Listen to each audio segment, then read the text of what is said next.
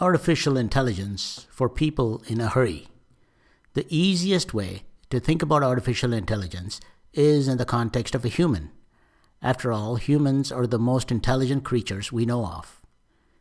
AI is a broad branch of computer science. The goal of AI is to create systems that can function intelligently and independently.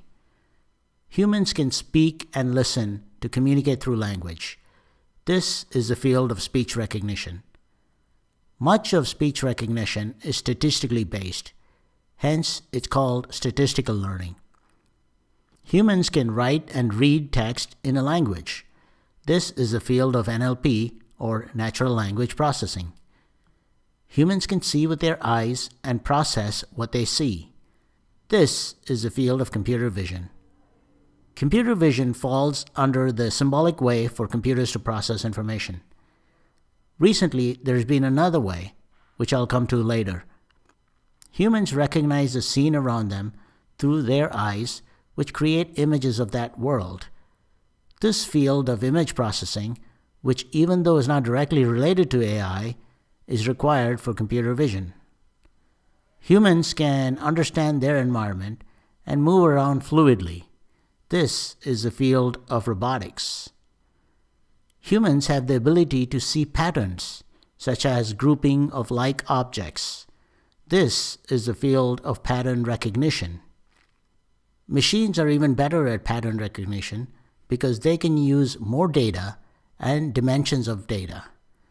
This is the field of machine learning. Now let's talk about the human brain. The human brain is a network of neurons, and we use these to learn things.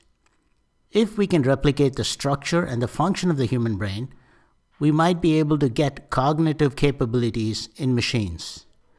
This is the field of neural networks. If these networks are more complex and deeper, and we use those to learn complex things, that is the field of deep learning. There are different types of deep learning in machines, which are essentially different techniques to replicate what the human brain does.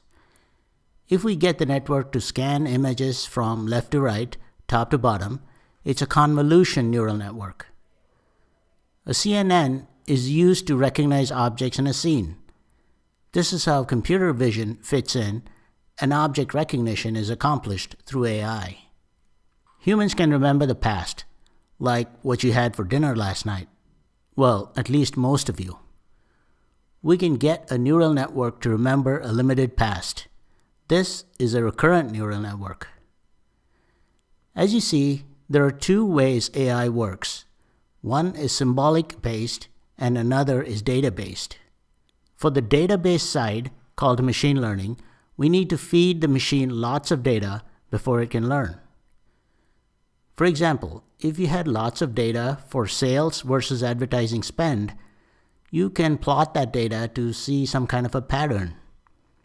If the machine can learn this pattern, then it can make predictions based on what it has learned.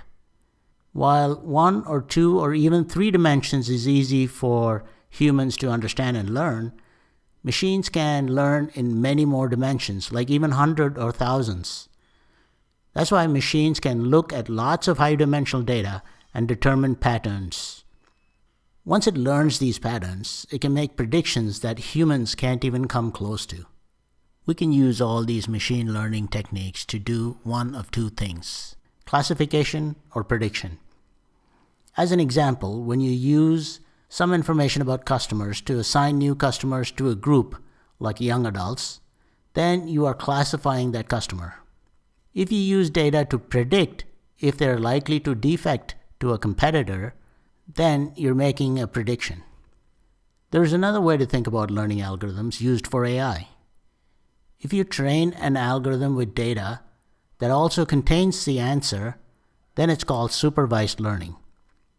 For example, when you train a machine to recognize your friends by name, you'll need to identify them for the computer. If you train an algorithm with data where you want the machine to figure out the patterns, then it's unsupervised learning. For example, you might want to feed the data about celestial objects in the universe and expect the machine to come up with patterns in that data by itself. If you give any algorithm a goal and expect the machine, through trial and error, to achieve that goal, then it's called reinforcement learning. A robot's attempt to climb over the wall until it succeeds is an example of that. So there you go. Thanks for watching, and if you like my videos, please subscribe.